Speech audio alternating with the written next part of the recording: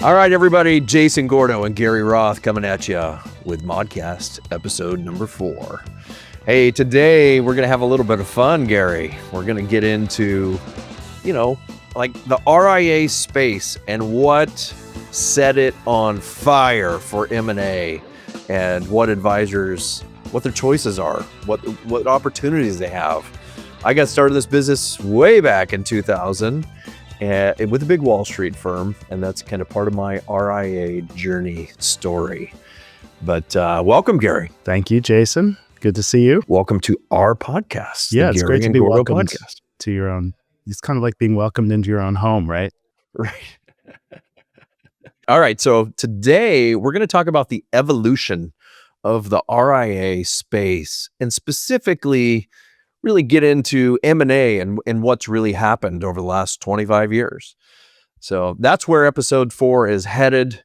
We're going to have some fun. Gary, what's going on? Well, there's a lot going on, so much that we don't want to bore our listeners with it. But I think what we want to do today is kind of give a little bit of perspective going forward of what we're going to talk about in future episodes, but with the framework of where we came from, each of us, and a little bit is kind of like a proxy for how the industry has evolved, particularly the RIA business has evolved. So, because we're both like a case study in some ways in terms of what we've done and how the business has gotten to where it is today. So let's start with you, as the advisor on this show.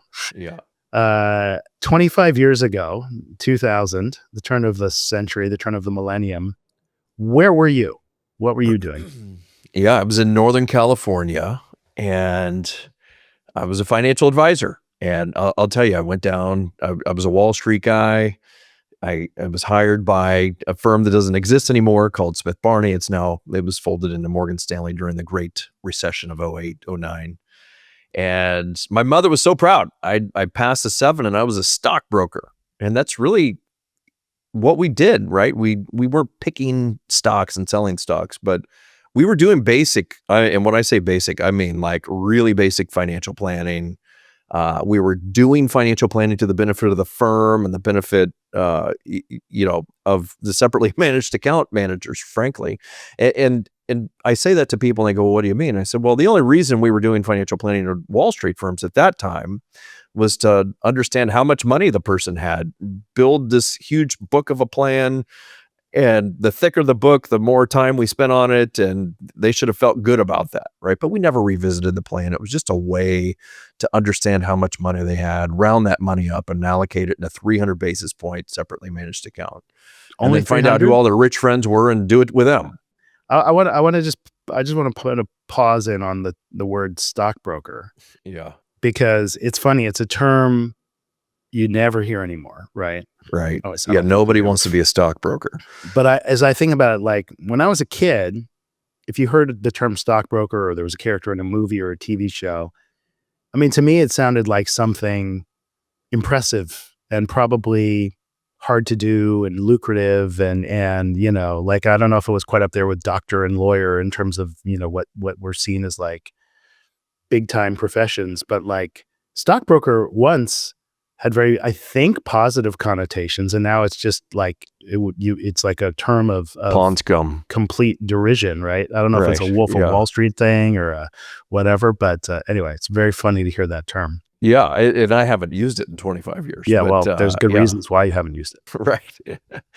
So, but I was early in the financial planning process, and that's what we did. Was we just, again, the heavier the book, the more planning we obviously did, Mr. and Mrs. Client. So you should trust us with your money.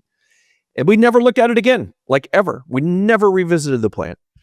And so, I mean, think about that evolution. Now financial planning is actually to the benefit of the client and what the advisor is doing for the client to help them understand what their life can really look and be like, and how money can help them live an amazing life.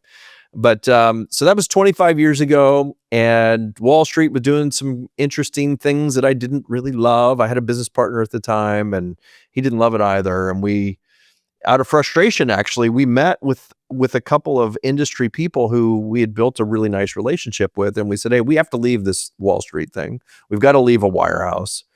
And who do you know that would take a couple of guys like us? And he said, hey, you guys should go you should go RIA. And it was the first time I'd ever heard those letters RIA in that order. And I said, what you mean, are you talking about an IRA? We can't like go make ourselves into an IRA. He's like, no, no, no. RIA. Call Charles Schwab. They've got a whole team. They can help you with it. I was like, Schwab? Like, that's the competition. That's where I send clients that don't meet our criteria.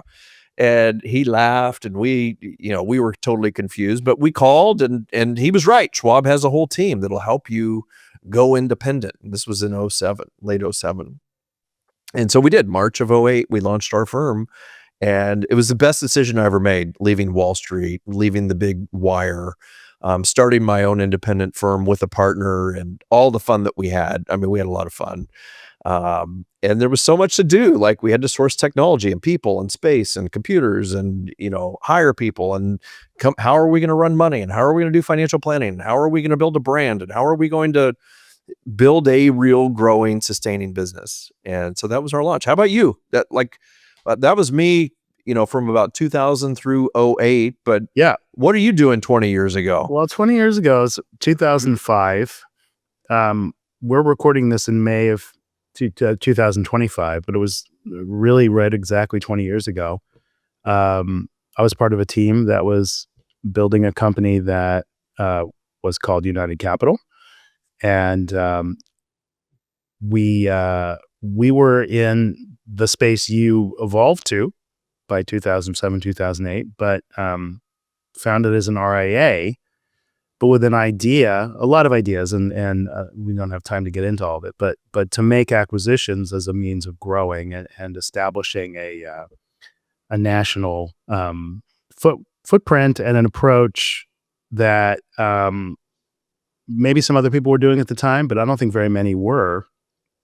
And the appeal was to advisors who were not currently RIAs, for the most part, to, as you said, go independent, but go independent by joining a firm. And so not independent, but basically move from, mostly the independent broker-dealer channels to the RIA channel and be, owners of the equity in our firm. But really, it was about moving from commissions to fees and moving to a model where you were not just delivering a financial plan every so often. And we had one of our early partners, he used to say, financial plans are things that get, printed out, put in a 3-ring binder, and then get put on a shelf to collect dust.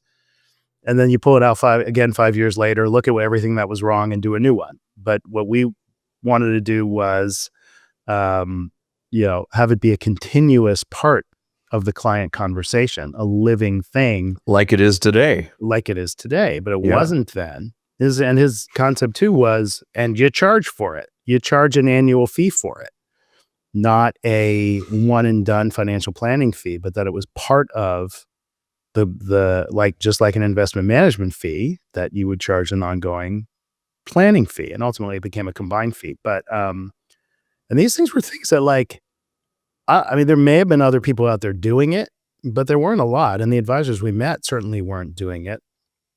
And the interesting thing, because I want to, set up some of the things we're going to talk about later, the contrast of then to now in terms of sort of the marketplace, the RIA ecosystem, it didn't exist.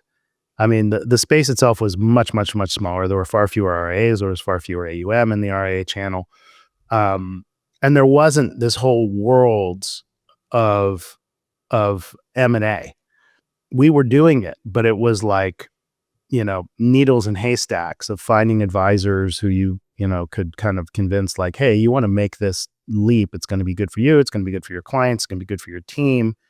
And ultimately it's going to, be good financially for you as an equity player. There were a handful of firms that emerged in the mid 2000s that were out there besides the United Capital. I mean, Focus, I don't know exactly what year they started, but I feel like it was in the 2007-8 timeframe. Maybe Hightower was around.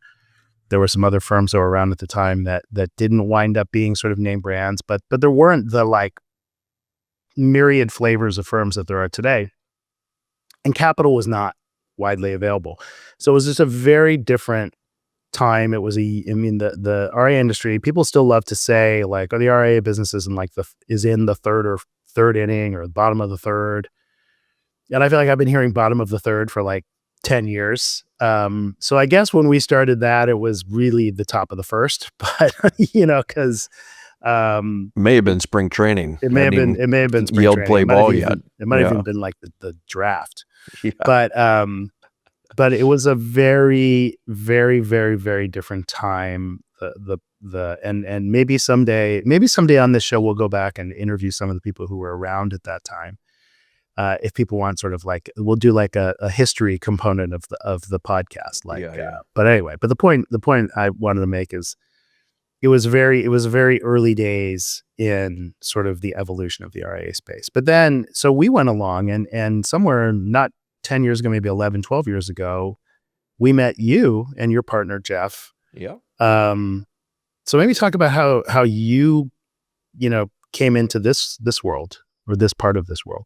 Yeah, good question. So that was I met Mike Capelli. Mike Capelli was the first person from that firm that I had met, and we met at a conference. I just walked off stage after presenting a concept to about 1,500 people, and the first guy standing in the booth right in front of me is this guy named Mike Capelli, and I knew about United Capital because we had in the town where I was born and raised, and we had built that business. There was a United Capital office.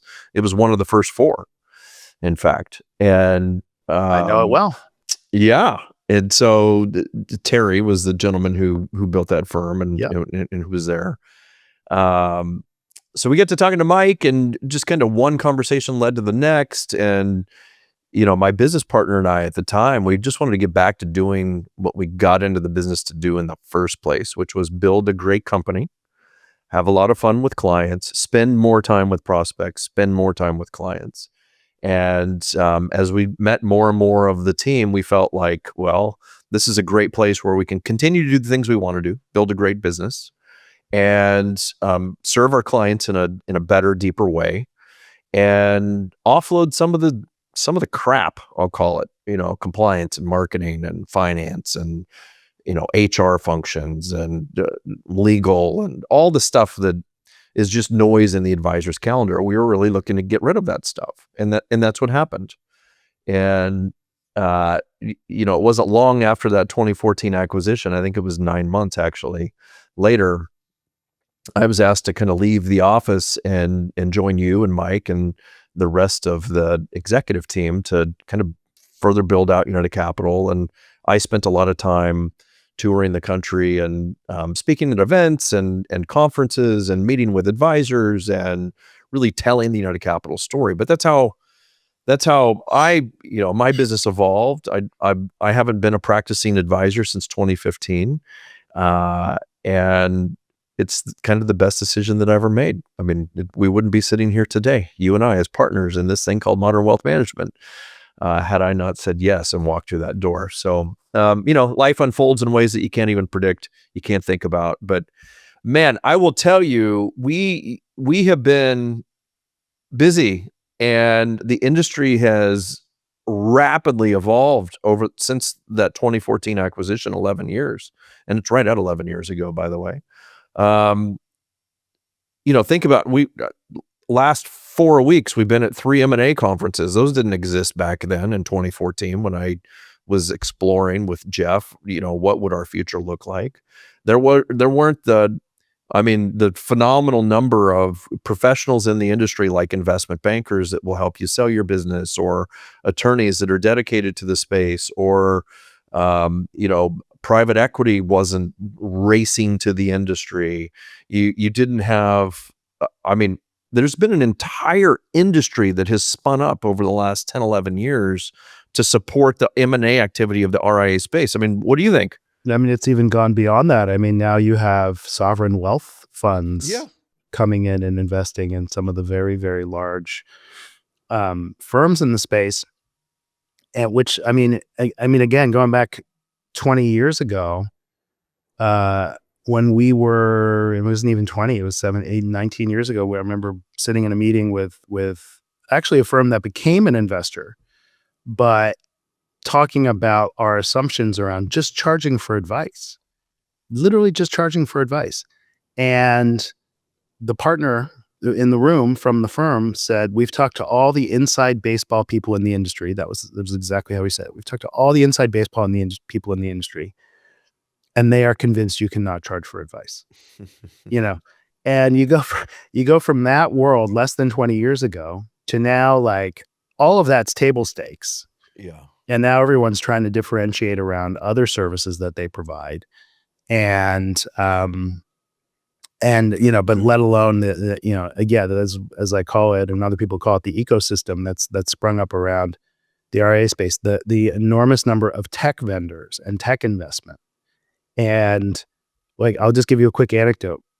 You see, when we were a very early customer of Salesforce, and at the time, I was the point person on that relationship for the first handful of years, and they would have me speak at their Dreamforce conference.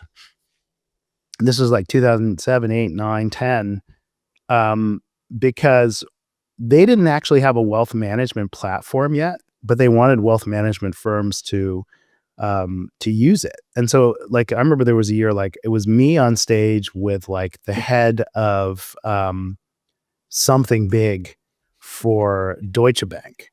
And Deutsche Bank was like, "We're buying Salesforce to, replace, our contact management system. So we'll have client contact information." And like, we were importing, which we had to do like by brute force because they didn't know how to do it. Like, we were actually bringing in like information from our portfolio accounting system into the client record, and information from our accounting system into the client record in Salesforce to make it like a one-stop shop for all the information about the client. We could actually do reporting out of it to say, like, what's the account value on any given day.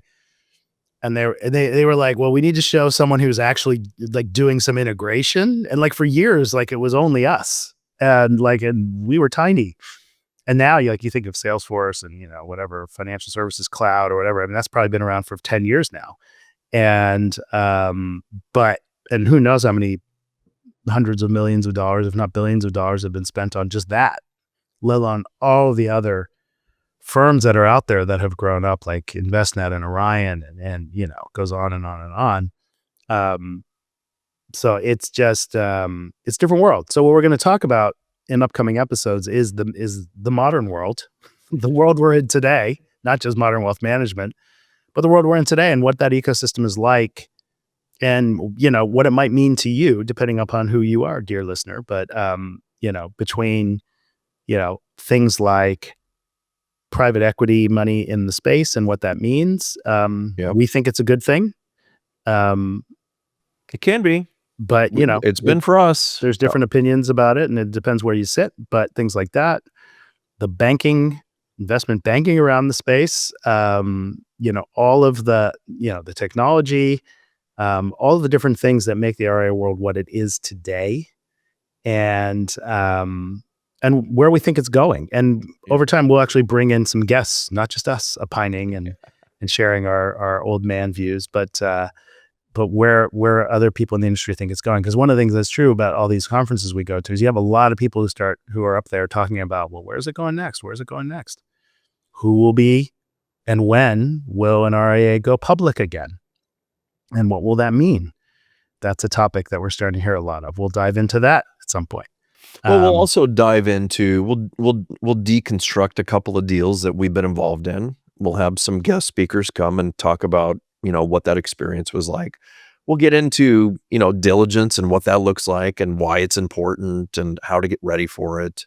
We'll talk about, as we both kind of pointed out, there's M&A conferences, there's investment bankers that help private equity firms find great opportunities to back. There's bankers or brokers or business consultants that will help you prep your company to get it ready to sell and join a firm like ours. There's all the technology, like you mentioned in the background. There's, just countless, like Q of E. We'll explain what Q of E is and why it's important. We'll unpack everything on M&A and the RIA space and what has happened and where we believe it's headed. So anything else we're going to cover, Gar? I think that's it for today. Yeah. We look forward to diving into a lot of these things. Yeah, thanks for tuning in to episode number 4. If you would like to learn more about Modern Wealth and what we're building, you can go to modcast.show to learn more.